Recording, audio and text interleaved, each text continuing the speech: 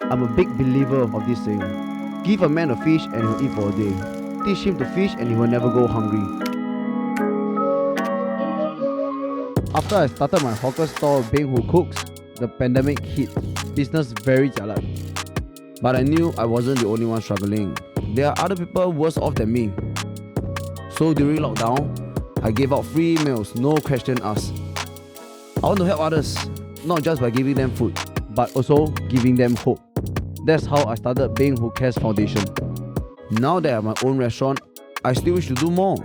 To pass on useful life skills, teach people to cook, help them find jobs. I can use technology to do all that, to work with individuals and charities. To show others that today may be hard, but with a little help, tomorrow can be better.